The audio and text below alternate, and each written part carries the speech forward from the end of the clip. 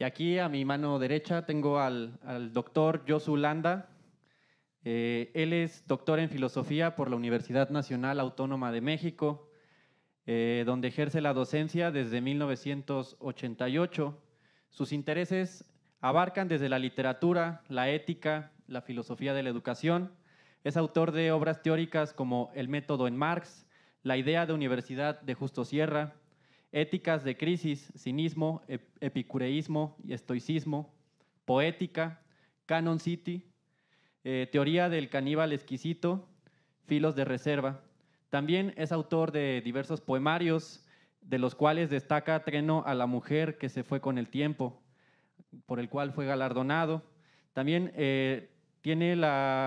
recibió la Orden de Andrés Bello en 1997, el Premio Carlos Pellicer en 1996, fue becario en Alemania del DAAD y por 3 periodos perteneció al Sistema Nacional de Creadores de Arte en México. Vamos a recibirlo también con un fuerte aplauso.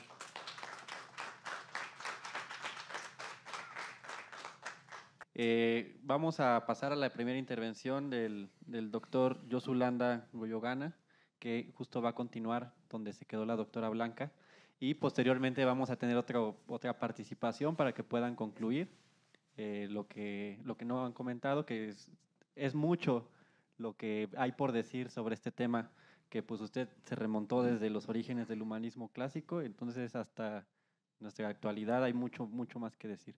Adelante, doctor. Bueno.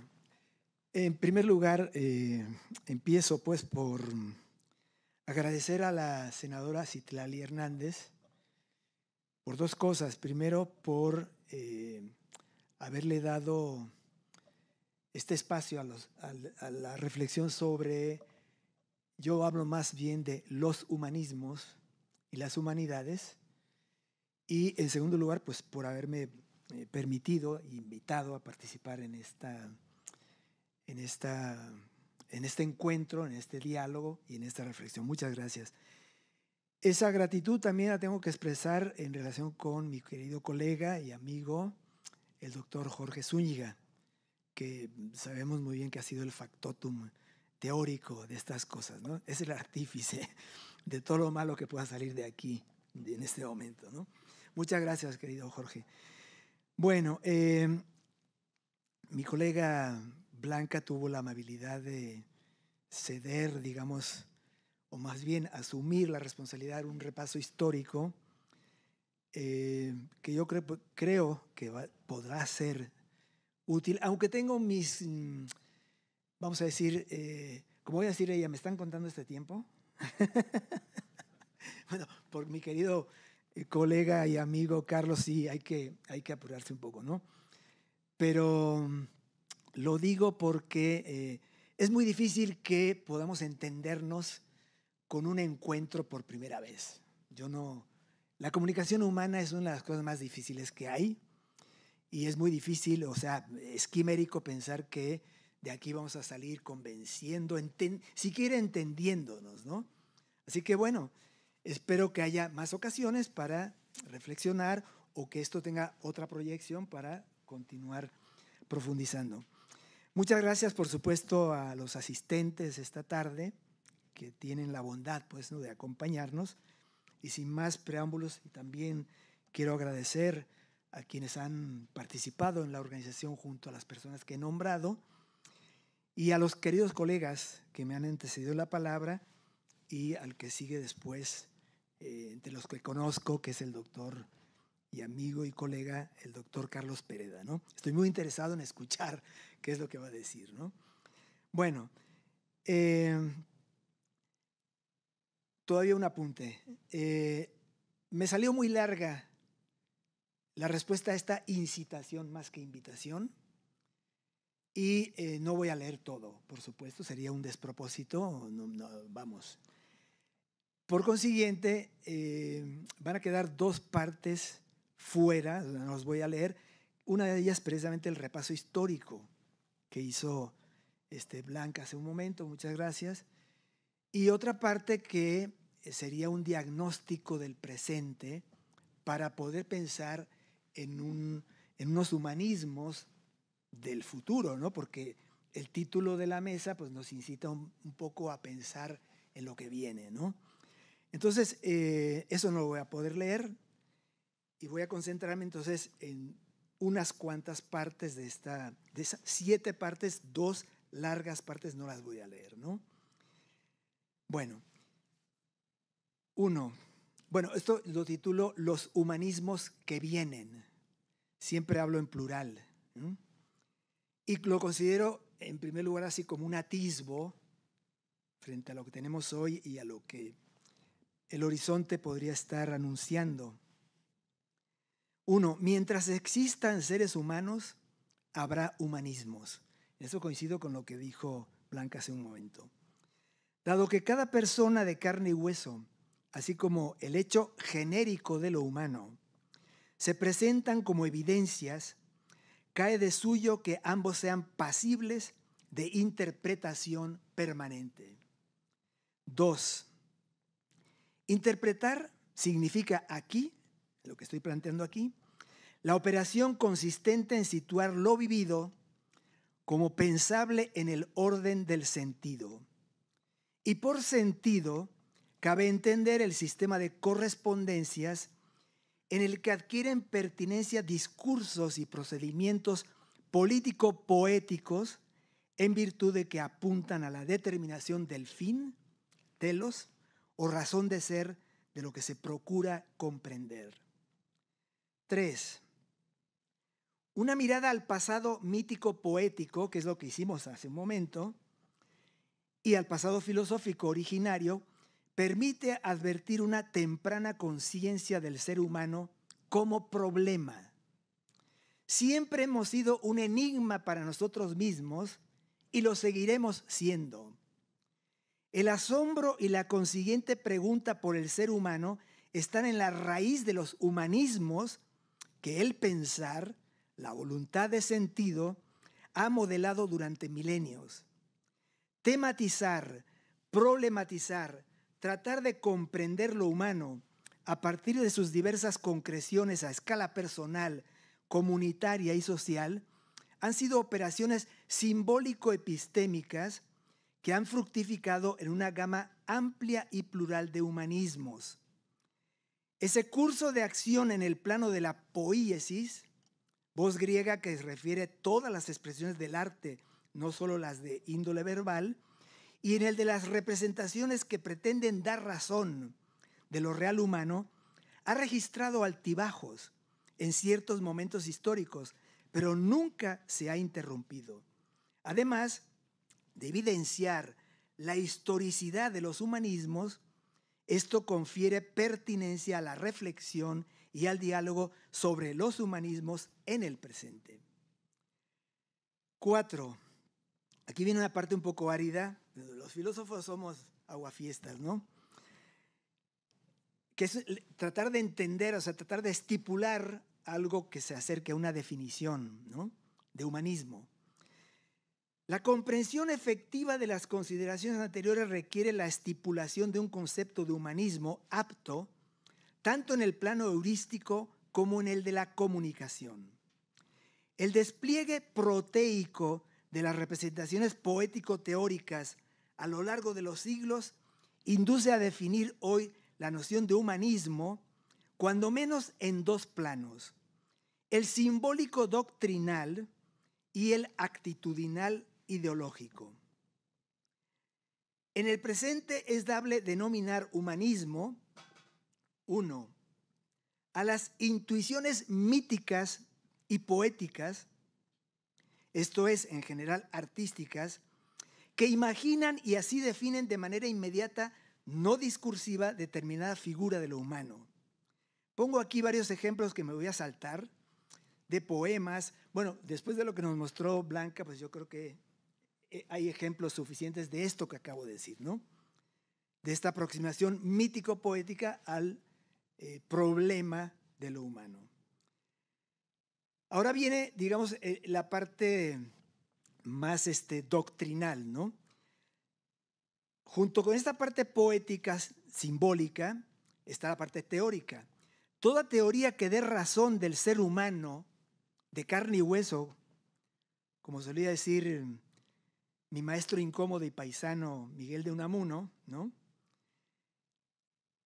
O también, del ser genérico de lo humano, que no debemos olvidarlo, con el cometido de justificar su prominencia en el plano ético.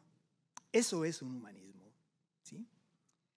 Esta estipulación doctrinal de la noción de humanismo, es decir, es la que corresponde al terreno de la episteme, considero, ¿no? Tal como se la ha formulado, esta definición puede inducir a una identificación entre antropología, teoría o ciencia de lo humano, y humanismo. Pero se debe remarcar la distinción entre ambos términos que se acaba de adelantar. Los humanismos recurren a las representaciones epistémicas de lo humano para fundar así la reivindicación de la relevancia teórica, ética y aún política de ese campo de asombro e investigación que es lo humano. Los humanismos no se conforman con dar razón de lo humano, que eso sería la antropología. Antropología entendida en el sentido filosófico, no lo que hoy se llama así. Estamos hablando de una teoría, un logos, una ciencia, una episteme de lo humano, ¿sí? A eso me refiero cuando hablo de antropología. Entonces los humanismos no se conforman con dar razón de lo humano, que es lo que harían la antropología, requieren atribuir a la particular y compleja realidad humana un relieve tal cuyos riesgos antropocentristas no se pueden negar, que potencie consecuencias político-morales significativas en los niveles individuales, comunitarios y sociales. Así, en principio, todo humanismo es el resultado de una doctrina rigurosa de lo humano, comprometida con el destino de los seres humanos desde la tematización y problematización hasta la teorización concernientes a su entidad específica. Entre la poiesis y la episteme humanistas hay identidades de fondo, al igual que distinciones.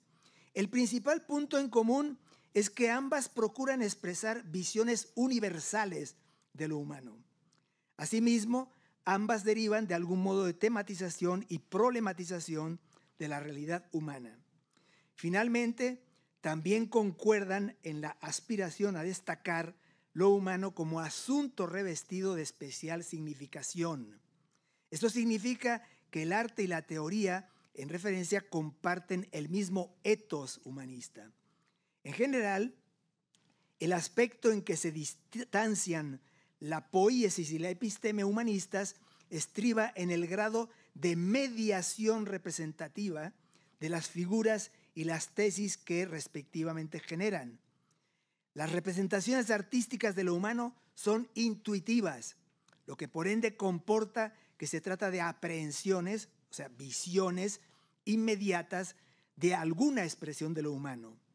Por el contrario, las doctrinas sobre lo humano tienen carácter discursivo, lo que por fuerza supone una representación de la realidad humana mediada por el recurso a axiomas, hipótesis, reglas de aplicación lógica, articulación retórica de argumentos y todo lo que sigue.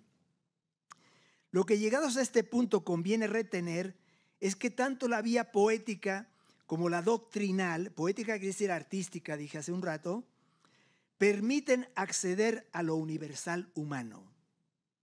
Una y otra. En consecuencia, nada justifica privilegiar la opción teórica en detrimento de la artística a la hora de dar cuenta de la realidad humana. Tampoco la posibilidad contraria. Y junto a esta, vamos a decir, idea que llamo aquí simbólico doctrinal de humanismo, tenemos una idea, una representación que llamo humanismo actitudinal, a falta de un nombre mejor tal vez, ¿no? Hay un humanismo actitudinal que coexiste con el doctrinal. Consiste en una espontánea disposición a estimar altamente lo humano per se. En general, el humanismo actitudinal puede prescindir del conocimiento de tesis humanistas, así como de una formación en saberes humanísticos, es decir, humanidades y humanismo, ¿no? Pero en algunos casos también puede derivar de cierto grado de familiaridad con estas. Por ejemplo, el hecho de trabar conocimiento con doctrinas sobre la dignidad humana en torno al valor en sí de la persona o sobre la significación de los llamados derechos humanos, entre otras posibilidades, activa en mucha gente sensible cierto resorte emocional de cariz humanista, que en la práctica se traduce en respetables disposiciones empáticas y en humanitarismo. Y por esa vía puede incluso llegar a cundir una suerte de ideología humanista, cuya relevancia en la vida pública puede ser directamente proporcional a la paralela proliferación de diversas expresiones de deshumanización. Salto ahora, digamos, a lo que sería el final, un final un poco largo todavía. ¿Cómo ando de tiempo, querido colega? 10 minutillos, espero que sí. Lo que queda, aquí como les digo, me salté la parte histórica, que bueno, cubrió muy bien Blanca, me salté la parte del diagnóstico, por llamarlo de alguna manera, y entonces me atrevo pues a echar una mirada, a ver cómo está, qué es lo que se otea en lontananza, ¿no? Lo que queda de los humanismos preponderantes en el ámbito occidental y metaoccidental, que es donde nos colocamos nosotros, pienso yo, está cediendo paso no solo a actualizaciones, sino a probables mutaciones de sí mismos y a algunas novedades. El leitmotiv y el significado último de humanismos como el de la paideía antigua, el renacentista, el barroco, el ilustrado, el romántico, el de la Bildung, el de orientación marxista y de cariz existencialista sartreano, entre muchos otros, que por cierto, no solamente me salté la parte de la historia de los humanismos, también de los antihumanismos que surgieron en el siglo XX, ¿no? Bien, no olvidar eso, ¿no? En fin, pero hay una variedad enorme, ¿no? Entre otros, decía, todas estas vienen dados por sus respectivas eté es el plural de etos, ¿no? Ciertamente diferenciables, pero con esenciales puntos en común. ¿Cuáles son estos puntos en común? Pese a toda la diversidad. La centralidad incondicional de lo humano, en algunos casos hasta el extremo del antropocentrismo, que yo en lo personal rechazo, ¿no? La reducción de lo humano a la figura de el hombre en mayúscula, bien con ribetes patriarcales, bien con rasgos unilateralmente masculinos. La alta estimación de las potencias del alma y la razón humanas frente a los impulsos de la naturaleza ciega, la animalidad siempre otra de los animales no humanos, hasta el punto de un llamativo olvido de nuestro fondo animal. La reivindicación de la libertad derivada de la autopoética de la persona autónoma, que era Pico de la Mirándola sobre todo, pero eso viene desde Platón, ¿eh? Bueno, desde antes, viene desde Píndaro, que ya es decir, ¿no? Un sentido de lo universal sin suficiente aprecio por lo singular diferente. La adyacente valoración de lo racional en consonancia con el rechazo de lo pasional. No estoy juzgando nada, estoy diciendo lo que veo que hay ahí, ¿no? ¿Sí? A ver, ¿dónde me quedé ahora?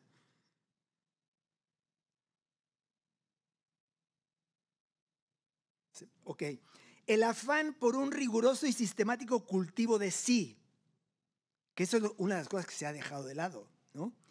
Por medio de la más honda vinculación con los saberes más dignos inscritos en el inagotable tesoro cultural de la tradición. Es decir, con base en una sólida educación formal y parainstitucional hoy en franco declive. La aversión a toda forma de barbarie, la asunción de todo valor ético asociado al ideal de la justicia, el compromiso con el ser genérico de lo humano y otras cosas más. Muchos de los rasgos característicos de esos potentes humanismos históricos han caducado en lo esencial. Por ejemplo, el antropocentrismo o el patriarcalismo, que está ahí en el fondo, ¿no? Otros se han redimensionado. Desde luego, también pueden referirse novedades vinculadas al arraigo y expansión de valores, creencias y expectativas propias del presente. Así que la atención teórica a las tendencias y condiciones de los humanismos hoy en día habría de fijarse cuando menos tendrían que fijarse en los siguientes aspectos. 1. Reasumir en la circunstancia actual lo humano como problema. ¿En qué términos puede hablarse hoy de naturaleza humana? ¿Qué sentido tiene la presencia de lo humano en el mundo? ¿Cómo se relaciona o debe hacerlo con lo no humano? Son ejemplos de retematización y constante problematización de la condición humana. 2. Procurar que los humanismos actitudinales, tan genuinamente prohumanos y vitales, se sustenten cada vez más en humanismos simbólico-doctrinales y en la firme adquisición, que esto significa educación, de saberes humanísticos. 3. La confluencia y el diálogo en igualdad de condiciones de los humanismos occidentales con los concebidos en las culturas originarias de América, África, Asia y Oceanía, que solemos olvidar, ¿no? Y hay algo muy importante ahí. Así como los de estirpe meta-occidental, que son los que llamaría ahí propiamente mexicanos y latinoamericanos. 4. La crítica de los remanentes de antropocentrismo. Es claro que el ser humano no es el centro ni el sentido último del universo. Se requieren un equilibrio entre la justa reivindicación de lo humano y la conciencia de nuestros deberes frente a la alteridad extrahumana, es decir, la naturaleza con todo y su flora y fauna, junto con toda realidad social. Los humanismos de nuestro tiempo han de renunciar a toda pretensión de superioridad de lo humano frente a toda realidad extrahumana y con ello a la voluntad de dominio sobre esta. 5. La impugnación constante y bien fundada de todo avatar de la deshumanización. El compromiso radical con lo humano, base ética de todo genuino humanismo, se adscribe al plano del deber ser, el orden del ethos adecuado de cara a todo lo que incida en la existencia de los seres humanos y su entorno vital de referencia. En la práctica, esto implica que la economía, la política, la dinámica científico-tecnológica, la educación, los sistemas de racionalidad burocrática, los servicios públicos básicos y demás esferas del mundo de la vida evidencien siempre un consistente y profundo sustrato humano, así como, de ser posible, una conciencia humanista. 6. Anteponer al monadismo, al sentido de mónada, ¿no? Lo que pasa es que en otra parte del texto uso esa palabra, ¿no? Anteponer al monadismo sociopolítico y al ensimismamiento egótico la conciencia bien cimentada del ser genérico de lo humano. En consonancia con este ideal antropológico, procurar en el plano ético-político la armonía entre los intereses personales y el bien común, entre las expectativas individuales y la inexorable solidaridad social. 7. Actualizar y profundizar las bases teórico-éticas del ideal de la dignidad humana, que parece que se quedaron en Pico de la Mirándola, que es un cruce de Platón con cristianismo y tal, y no hemos reinventarlo, no creo, lo hemos aprovechado, ¿sí? 8. Fomentar la desenajenación ante lo humano y lo extrahumano, promover la identificación o familiaridad con nuestro propio ser personal y con el del mundo. Esto implicaría el surgimiento y expansión de diversos humanismos de la tierra, sustentados en la conciliación con todos los seres del universo. 9, asumir los humanismos y las humanidades como base de una forma de vida y un modo de ser humano que permee todos los momentos e instancias del despliegue de cada existencia humana. 10, tratar de hacer valer el ritmo propio del espíritu humano ante la vertiginosa aceleración de la dinámica general del mundo de la vida actual que ya nos es inaprehensible. La velocidad de las cosas del mundo ya nos rebasa. ¿Qué pasó? ¿Tiempo ya? Faltan poquitos, ¿eh? ¿Sí? Con la venia de la concurrencia. Faltan pocos, no poquitos, pocos, ahí van, ¿no? Bueno, discernir siempre los medios de los fines. Las tecnologías, por muy potentes que sean, son medios y los medios son. El ser humano, y no seré el primero en proclamarlo, es un fin en sí mismo. Hacerse cargo del asombroso destino de que para poder vivir inexorablemente tenemos que matar. Pensemos eso, ¿no? 13. Adoptar el ideal de la justicia, no lo voy a desarrollar, ¿no? Este desideratum conecta con el ethos de la medida y la contención frente a los embates de todas las manifestaciones de híbris como las que tú, querido Jorge, planteabas en tu intervención, ¿no? 14.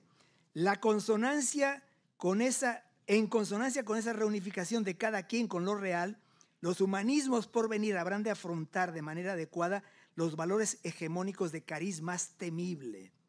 Por caso, la sobrevaloración del cambio y la innovación en sí, más allá de las capacidades humanas para su asimilación benéfica y en asociación problemática con intereses minoritarios y privados de trascendencia humana. ¿Acaso se impone abrirse paso hacia una construcción y restitución de condiciones naturales y sociales indispensables para el despliegue de una existencia humana digna? 15. Hacerse cargo de lo humano desde la perspectiva de género. 16. Repotenciar la conexión creativa de los humanismos con las diversas expresiones de las humanidades. Este ideal de los más sólidos humanismos habrá de ser actualizado y enriquecido por las sabidurías humanísticas generadas por las culturas concomitantes con la nuestra, las originarias de América, África, Asia y Oceanía. 17. Impulsar al máximo el respeto incondicional de los derechos fundamentales del ser humano. No me gusta hablar de derechos humanos porque no creo que haya otros derechos, ¿no? Si los hay, los humanos los estamos inventando. Derechos fundamentales del ser humano. 18. Redimensionar el clásico ideal humanista de la libertad como proyección de la autocreación ético-cultural personal. Y por último, humanizar y dignificar la praxis política. Muchas gracias.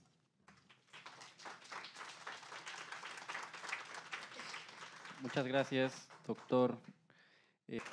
Vamos a pasar a la segunda intervención del doctor Yosu y posteriormente a una sesión de intervenciones y preguntas de los participantes. Cuidado. Adelante, doctor. Bueno, ¿sí funciona? Sí. ¿Sí? ¿Se oye? Bueno, la verdad, no voy a usar esta parte de la sesión. Es decir, prefiero que pasemos a las preguntas y, sin embargo, sí quiero dejar, así como a Blanca le pasó, a mí me pasa también, quizá no tanto como a ella, como dice, llegó y empezó desde cero, pero a mí también se me agolpan, entre que entro en calor y me estoy colocando en el escenario, se me agolpan muchas imágenes, ideas, deseos, y se me pasó considerar, creo yo, de una manera que me parece muy relevante, no por mí, sino por lo que significa, que este es un acto, bueno, ya lo dije, que se haga en el Senado o algo así es algo muy importante, pero que se haga bajo la advocación de dos figuras que además son polarmente distintas, ¿no? Que son Enrique Dussel y Octavio Paz, ¿no? Estamos en el auditorio Octavio Paz y nadie lo nombró hoy al pobre, ¿no? Pero me parece eso muy significativo y yo hago ese señalamiento que me parece digno de subrayar por todo lo que expresa, ¿no? De toda esa diversidad, esa pluralidad.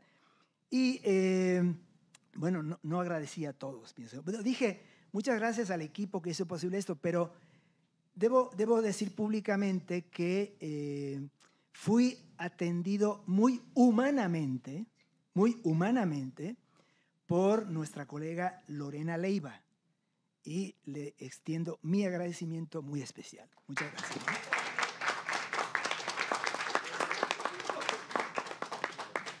Bueno, vamos a pasar a esta última parte de interacciones, comentarios, preguntas. Quien quiera comentar algo, participar.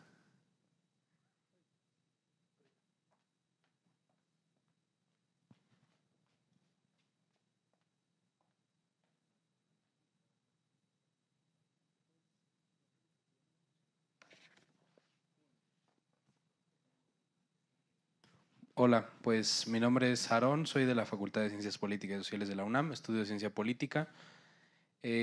Vaya, parece que pues el debate es muy enriquecedor, o sea, el fondo filosófico, epistemológico, pues nos marcan un horizonte, pero es un horizonte que pues parece que necesita ser creado, articulado en la realidad material, concreta, de la sociedad mexicana y también latinoamericana.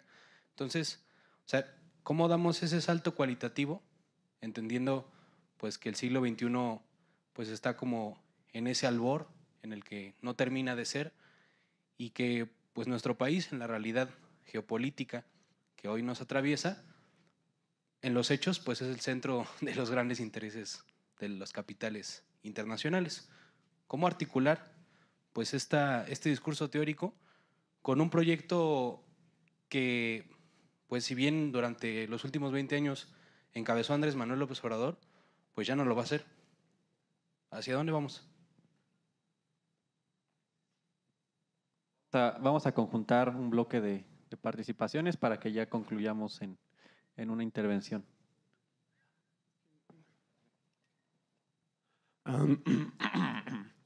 Buenas, soy Kevin Ramos y yo soy politólogo y me he visto en la necesidad de hablar porque he sido yo el que ha dicho me causa inquietud el concepto de humanismo mexicano, entonces, por alusión personal. A ver, voy a hacer una aclaración sobre ese comentario porque ya en el transcurso de sus intervenciones ya descubrí dónde estaba nuestro problema. Y nuestro problema es conceptual. No nos estamos entendiendo en este sentido porque yo no hablo del humanismo desde la filosofía, sino que yo hablo del humanismo desde el pensamiento político y un poco desde las ciencias sociales. Entonces, para mí, lo estoy buscando tratando de entender su funcionamiento y existencia dentro de la estructura social, que como el otro comentario decía, o sea, lo internacional, lo global, la realidad material, etc.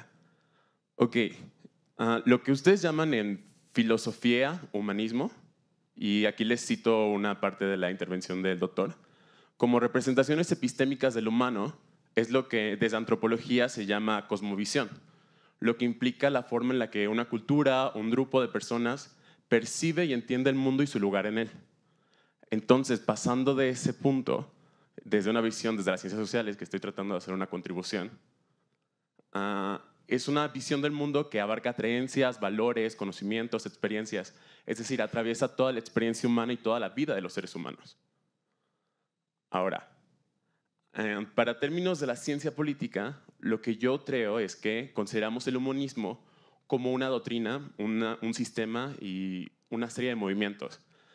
Y cuando yo hablaba del humanismo es que es renacentista y es teológico y es esto y es el otro, yo considero que estamos llamando humanismo mexicano a algo que no sabemos todavía ponerle nombre.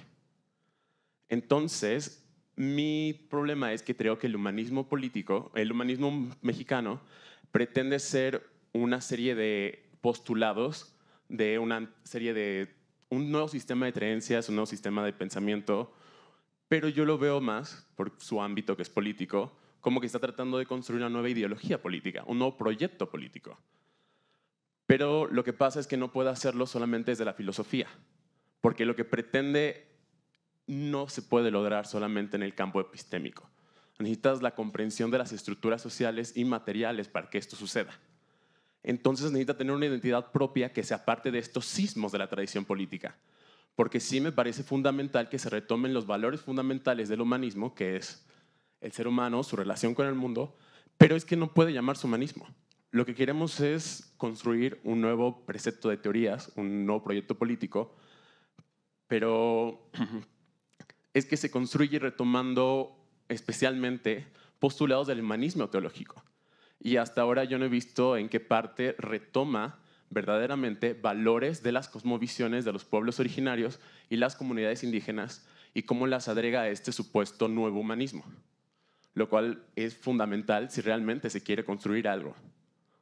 Y obviamente es un humanismo teológico porque proviene de la obra de Dussel y también entiendo yo como politólogo que es importante que tenga como cierta comparación con el sistema de valores de la sociedad que es judío-cristiana, pero yo no pienso que sea suficiente.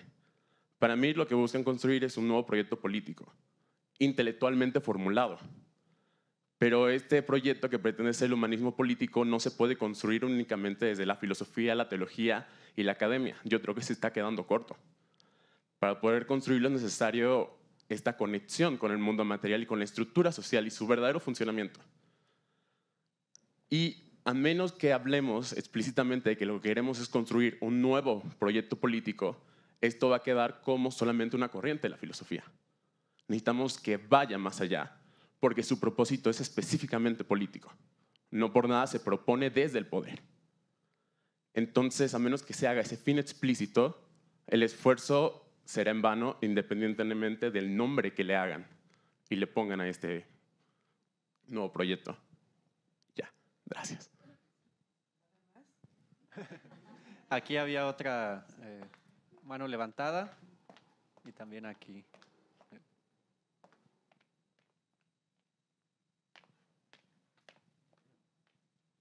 Muchas Igual gracias, creo que mi ya nombre es con Roberto esas, Cortés. sí. Estuve poniendo atención a lo que decía el doctor Landa acerca de que los filósofos echan a perder la fiesta, pero dijo todo lo contrario, al menos respecto al humanismo como modo de vida y como un humanismo actitudinal.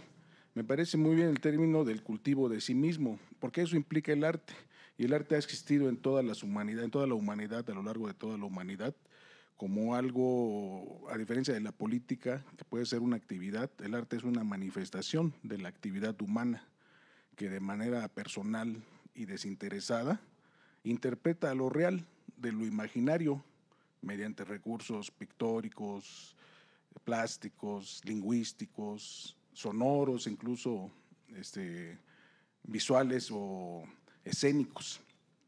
Y lo traigo a colación porque dijo algo muy importante acerca de Paz y Dussel. Simbólicamente en este auditorio se reúne tanto el arte como la ciencia. Y en el mundo ahora se le llama a esa tendencia arteterapia o terapia de arte, que surgió este concepto de la doctora Nosovsky y que viene a encaminarse como un nuevo humanismo a las personas que ahora la ciencia y el arte se pudo juntar para hacer esa nueva disciplina. Agradecer y reconocer a los ponentes en su participación. Muchas gracias.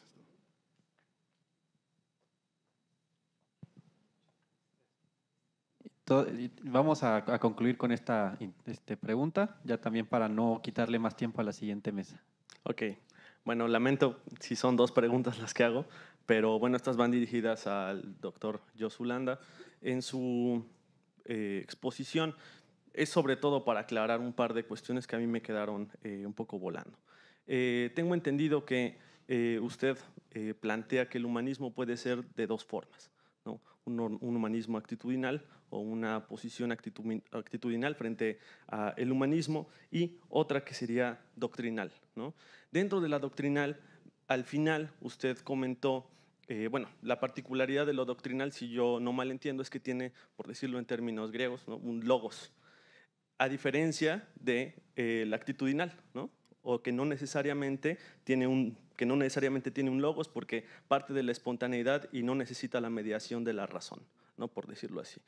Entonces, usted comentaba que la poética, ¿no? En este caso, yo entendí de esta forma, dijéramos, doctrinal, estaba inscrita en el sentido de que permite acceder, ¿no? a lo universal o humano. Pero me gustaría saber, en este sentido, cómo es que entiende en este caso la idea de logos. ¿Por qué? Porque, o sea, si nosotros nos referimos a lo poético, ¿no? Para empezar, no sé si yo lo entendí bien, me gustaría más bien que en sus propios términos lo explicara, o al menos para que a mí me quedase claro. Si lo poético en este sentido refiere al mundo de la expresión artística, ¿no? Del ser humano, la expresión artística no necesariamente tiene una mediación lógica, ¿no? Incluso, o sea, hablando, ¿no? de Platón, por ejemplo, en el Ion, pues es una discusión, o en el Hipias Mayor, etcétera, es una discusión que siempre ha estado presente en la filosofía y que aquí me parece que usted comenta, ¿no? Dentro de una posición que sí requiere esa mediación lógica, para considerar al arte como una forma de humanismo doctrinal. Y la otra, al final, en estas tareas del humanismo, usted comenta que hay que distinguir, tal como un poco, citando, yo lo pensé así, a Kant, ¿no? Con la idea de el humano como el fin en sí mismo, ¿no? Etcétera. Usted habló de la maquinaria, ¿no? Y comentó que la maquinaria es un medio, ¿no? Es medio y no fin. Pero en ese sentido, ¿es medio de qué? Porque el ser humano, en todo caso, en el uso de la maquinaria, tiene un fin en sí mismo cuando usa la maquinaria, por ejemplo, para los fines del capital. O sea, es un fin en sí mismo en esa medida del ser humano. Y es algo interesante, pues, porque me parece que es una reflexión que justamente podría situar el papel del humano y de su capacidad en este sentido para llegar a un verdadero humanismo doctrinal de dar razón de sí mismo, ¿no? A lo que usted comentaba, que pues es algo que siempre ha hecho el ser humano, ¿no? Como poniéndose a sí mismo como un problema, ¿no? Pero para retomar o para lanzar la bolita ping pong, quisiera nada más yo preguntar en ese sentido, ¿cómo es que podríamos, retomando esto último que dije, pensar al ser humano como un fin en sí mismo cuando está y cuando él mismo produjo el capital, pero el capital se le pone como su propia finalidad en su, por decirlo así, en su actividad poética o de producción en general, ¿no? O artística, bueno, no solo artística, sino técnica, ¿no? Porque la tecné también tiene que ver con eso. Pero bueno, nada más esa era mi pregunta. Mis dos preguntas, perdóneme. Doctor. Bueno, las preguntas que se hicieron son todas, me parecen muy importantes, quizá excesivamente amplias, además están partiendo de un optimismo impresionante, o sea, pensar que somos capaces de responderlas ya es una cosa que realmente yo pongo en cuestión en mí mismo, pero bueno, voy a tratar pues de hacer lo posible, ¿no? De acercarme al menos en todo lo que implica, o al menos parte de lo que implican, ¿no? ¿Qué es lo que pasa con, y espero hacerlo en un tiempo porque yo renuncié a la otra parte que me tocaba para que la mesa del doctor Pereda pase antes, pero espero que mi respuesta ahora no sea otra conferencia más, ¿no? A ver, hay una serie de nociones que son tan elásticas, ¿no? De fronteras tan dinámicas, ¿no? Borrosas, etcétera, que todos conocemos, en realidad empíricamente todos conocemos, pero que a la hora de definirlas son tremendamente difíciles. El típico ejemplo de esto es el caso de Agustín de Hipona, San Agustín, cuando dice, yo sé lo que es el tiempo, pero cuando me preguntan o me piden que lo defina, pues ahí me hago bolas, como en efecto se hizo, ¿no? Y esto que era él, ¿no? Esto pasa con las nociones de humanismo, con las nociones de humanidades, con las nociones con nociones como cultura, con nociones como ética. Son palabras con las que mucha gente se llena la boca y muy especialmente en el ámbito político, ¿no? O sea, porque el discurso político debe ofrecer cosas, ofrece ética, moralidad, etc. Pero le preguntas, ¿y qué entiendes por ética? No saben con qué se come, ¿no? Y le preguntas qué es cultura y no saben con qué se come. Y así hay varias, ¿no? ¿Qué nos queda ante esto? Bueno, creo que lo único que nos queda para avanzar, digamos, en una comprensión, en un diálogo, en una comunicación es formar comunidad, ¿no? Es estipular con fundamentos, escucharnos, ¿verdad? Hacernos entender, escucharnos, hacernos entender y asumir consensos mínimos para poder avanzar. Porque de otra manera se convierte en una Babel irresoluble. No se puede avanzar, todo el mundo llama las cosas como Dios les da a entender y está en su legítimo derecho, pero mientras no hagamos ese esfuerzo de estipulación, agarren cualquier diálogo de Platón y van a ver que muy buena parte de la labor que está ahí es una labor de elucidación de nociones, de estipulaciones y de acordar, y de esa manera nos evitamos muchísimas broncas y muchos problemas, ¿no? Ese es un punto que hay que asumir seriamente. Es un asunto de formación, incluso política, porque está todo el tiempo debatiendo y no sabemos muy bien de qué están debatiendo, ¿no? Hay que educarse en ese plano, ¿no? Ahora, colocados en esa ruta,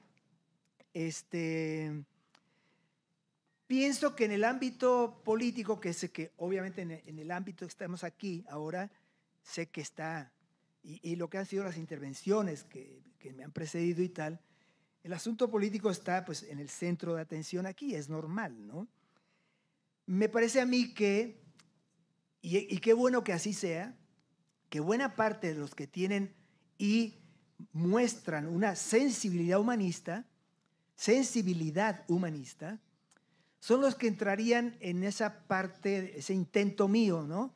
De colocar los límites de algo, que eso es definir un humanismo actitudinal, ¿sí? Y eso va desde el político, tiene compromisos sociales, comunitarios, serios, honrados, honestos, ¿sí? Hasta quien está atendiendo una ventanilla en una función pública, en una labor pública, ¿no? Que son las cosas que la deshumanización llega hasta esos niveles. Ahí es donde se choca uno con las deshumanizaciones, ¿no? Entonces, ahí es donde el elemento actitudinal, el elemento disposicional, es muy humano, muy importante y muy vital. Sin embargo, y con eso estoy respondiendo en parte también a lo que decía Bruno, ¿no? En parte, ¿no? Ese no basta, pienso yo. No basta porque si no hay una labor constante de reflexión, de pensamiento, de diálogo serio, es decir, de labor filosófica, ¿sí? Seria, filosófica, no cualquier cosa, rigurosa. Mucha gente piensa que la filosofía es coser y cantar, ¿no? Pues sí, puede ser, pues ha de ser un arte coser y cantar. Yo no coso ni canto a la vez, ¿no? Pero hay algo ahí que es difícil, ¿no? Riguroso, exigente, comprometedor, ¿sí? Entonces, sin esa labor, las disposiciones actitudinales se pueden perder, se diluyen, y no solamente eso, se pueden tergiversar, porque el discurso del humanismo no solamente es pasible de manipulación, ya ha sido manipulado muchas veces. Y eso es lo que ha llevado a mi modo de ver, muy confuso antihumanismo, o muy poco fundado antihumanismo, recientemente, en la segunda mitad del siglo XX, que, bueno, sí, generó mucho escándalo y todo lo demás. No voy a decir nombres, ¿no? Pero, bueno, para no alargar las cosas. Sin embargo, no creo que tenga fundamentos por lo que dije. O sea, el problema de lo humano permanece. Y mientras permanezca, el enigma de lo humano permanece, ¿no? Y el compromiso con lo humano, ¿quién lo va a tener, no? ¿Quién lo va a tener? O sea, a ver, me hacen recordar un relato muy interesante, ¿no? Dicen que Genófanes de Colofón dijo, eso es Diógenes Laercio, ¿no? Que dijo que si los burros pudieran pintar y dibujar, pintarían a sus dioses como burros, ¿no? Los seres humanos, si nosotros sabemos reflexionar, pensar, interpretar, ¿sí? Que es el verbo clave, me parece a mí, esto, pues también, ¿en qué nos vamos a concentrar? ¿En qué vamos a concentrar nuestra atención? En lo que somos, en el problema que somos, en el problema grave que somos.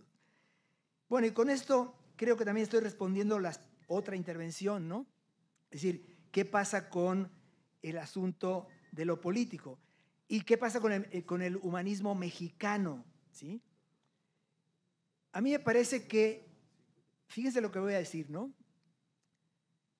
Bueno, porque nadie es perfecto y aparte de la imperfección de ser filósofo, soy venezolano, ¿no? Y vengo de Venezuela y veo lo que está pasando ahí y también veo en otros países y esto no se ha retematizado ni problematizado como aquí.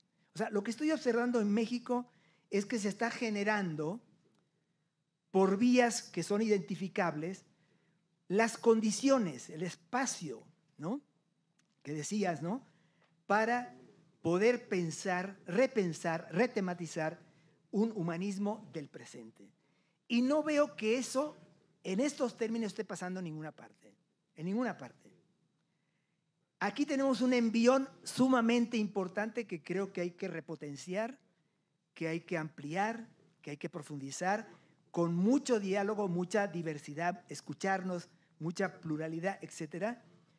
Y nada más con las intervenciones de hoy tenemos una pequeñísima muestra de eso y en ese sentido me parece ejemplar lo que está sucediendo aquí, porque yo no veo en ninguna parte que la institución que define, por ejemplo, la ciencia y la tecnología en los países del caso, primero que se mantengan, porque por ejemplo en Argentina están desmantelando todo esto, ¿no? En lugares como es el caso venezolano, lo digo así, a pesar de que le reconozco muchas cosas, ¿no? A ese proceso, en el punto de cómo maneja la ciencia y la tecnología, no aparece por ningún lado lo que aquí aparece, que es la H del CONACYT, por ejemplo. Esa H significa algo que en ninguna otra parte de la que yo tenga noticia. No tengo noticia de eso en ninguna otra parte.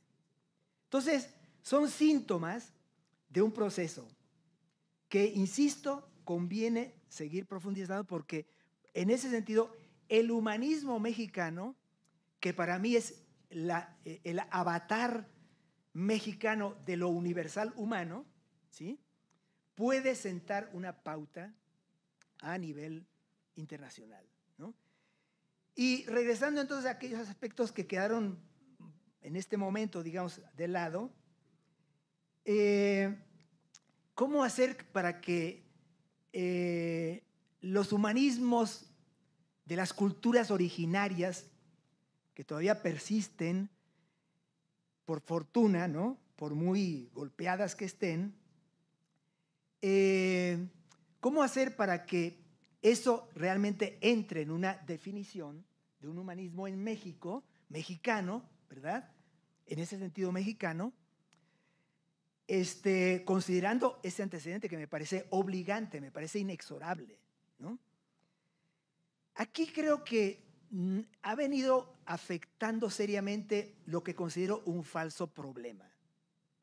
Por ejemplo, esto que voy a decir puede parecer una herejía. Considerar que la Grecia antigua es Occidente me parece un error. A mí me parece un error. Creo que la Grecia antigua tiene mucho más en común con nuestras comunidades zapotecas, chiapanecas, etcétera, o si vamos más al sur, mayas, quichés, lo que sea, mucho más en común que lo que se configura después en el occidente heleno-cristiano europeo, pero muchísimo más, ¿no? Entonces, ¿hasta qué punto no ha sido un falso problema una polarización excesiva entre un ámbito y otro?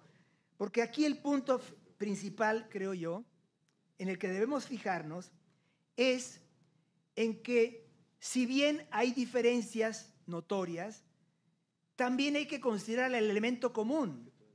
Y todas esas expresiones culturales tienen un elemento, culturales en un amplio sentido, tienen un punto en común que es una voluntad de sentido. No son discursos locos, sin sentido ni nada.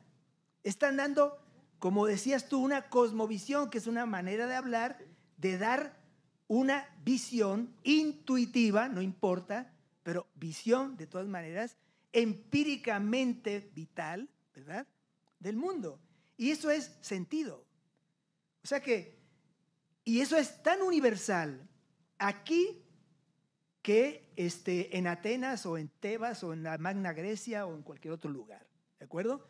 Perdemos de vista eso, perdemos de vista que tenemos una comunidad de sentido. Y con esto respondería también un poco parte de lo que dijo Bruno. ¿Cómo es esto de que la poesía comparte con la episteme el aspecto universal de lo humano que estás diciendo tú, ¿no? Que parece también una herejía. Bueno, no me parece tan problemático si leyéramos un poco más. Cuando digo leer un poco más, no quiero decir que yo leo mucho y ustedes no, sino que hay que escuchar a los que han hablado antes que nosotros. Eso es lo que quiero decir, ¿no? Y Aristóteles, por ejemplo, dice una cosa sorprendente en la poética. No sé qué pasa con los historiadores aquí, ¿no?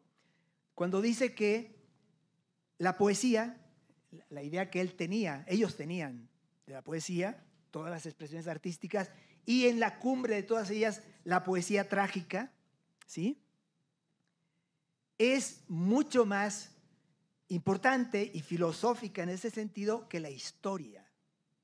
Los pobres historiadores, cuando oyen esto, que la poesía es más importante que la historia, ¿no? ¿Por qué dice eso Aristóteles? Bueno, a mi modo de ver, la clave está en que él acude a un punto culminante, tú que eres teatrera, por lo que se dijo en el currículum, ¿no? Un punto culminante de la representación trágica, que es la catarsis, ¿sí? Aristóteles dice, ahí es donde en el horror, digamos, y la compasión, aparece lo humano universal de manera inmediata, intuitiva, no discursiva. Y por eso la gran tragedia nos habla de lo humano en su universalidad como un discurso ultra elaborado filosófico griego como los que solían hacer, ¿no? Así que yo creo que tenemos que abrirnos un poco más, ¿no? Dejarnos de obstáculos, dejarnos de aquella cosa que Bacon llamaba, ¿no?, los ídolos, ¿no?, los ídolos, ¿no?, del foro, del teatro, del mercado, etcétera, hasta del cementerio si quieren. Dejarnos de eso, abrirnos más, ¿no?, y entender que los puntos en común deben ser también considerados junto con aquellos elementos que son diferenciadores que han sido preteridos, no lo niego, que han sido sobajados y todo lo demás, ¿no? Pero no todos hacen eso, ¿no? Bueno, no sé si con esto que dije aquí queda algo fuera. Yo creo que sí, ¿no? Lo de los medios y fines. Ya con eso termino, ¿no? Lo de los medios y fines que preguntaba. No sé, querido colega, allá atrás, si con esto quedó más enredado. Porque claro, el compañero o colega hablaba de un proyecto político. Eso creo que es un asunto colectivo y procesual. Aquí no vamos a yo al menos no me siento ni de lejos en la capacidad de mostrar ninguna receta válida en ese sentido, y creo que es un asunto de un proceso que va a llevar su tiempo, donde muchas mentes honradas, muchas mentes comprometidas con sensibilidad humanista, con formación humanística, que no es lo mismo y que es a lo que le sacamos, ¿no?, y que también sobajamos de una manera injusta, ¿sí? Creo que ahí se puede ir concretando, sí, un proyecto político humanista, creo que sí. Deberíamos hacer, o sea, todo proyecto serio que sea político, digno, o sea, dignificando la política, porque ahorita es obviamente el sinónimo de la putrefacción. Superar eso, dignificándolo, es humanismo. Y eso es un proceso ético, un proceso de estudio, de educación largo, ante el cual pues yo creo que hay que tener esperanza, ¿no? Mínimo, ¿no? Y en cuanto a los medios y los fines, sí, si Hegel viviera hoy, a lo mejor hacía una dialéctica de los medios y de los fines, ¿no? Un poco paralela a la del amo y del esclavo. O sea, por esta especie de proceso perverso, ¿no?, en el que el ser humano entre comillas, aprendiz de brujo, hace adminículos que se le convierten, ante los cuales termina enajenándose y que se convierten en su amo, ¿no? Y en ese sentido, pues ese juego, esa dualidad de medios fines se desdibuja, ¿no?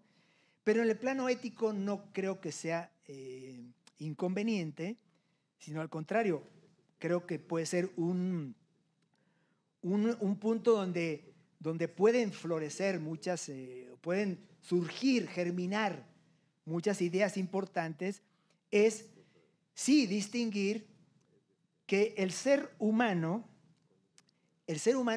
es diferente de algo que es puro medio instrumental.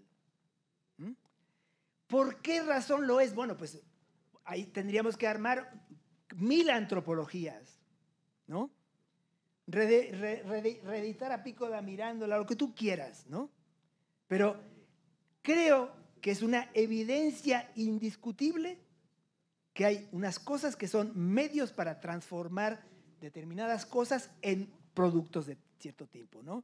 Y que el ser humano, aun cuando pueda participar en eso, y aun cuando pueda ser reducido a eso, aun cuando pueda ser humillado y esclavizado, etcétera, y por tanto convertido en eso, aun cuando eso suceda sociológica y políticamente, en su entidad constitutiva no es eso, ¿sí? Porque si no, bueno, pues no tendríamos capacidad de discernir entre máquinas y medios de cualquier tipo, no solo máquinas, ¿no? Y el ser humano, que repito, sea lo que sea, si tiene una naturaleza propia o no, que eso, repito, implica producir antropologías, por la razón que sea, por lo menos reconocer la evidencia que en su entidad constitutiva no es un simple medio, aunque pueda ser mediatizado, ¿sí? Explotado, humillado, esclavizado, lo que sea. Pero en su entidad no es, o sea, es algo distinto a cualquier máquina. Por lo menos con eso me quedo, ¿sí? Gracias, pues. Bueno, ahora sí, con esto concluimos. Les agradecemos a los ponentes y les dejamos su reconocimiento. Nuevamente, gracias a la senadora Citlali Hernández por abrir este espacio necesario y urgente en este contexto, y pues a los asistentes. Pasamos a la siguiente mesa. Gracias.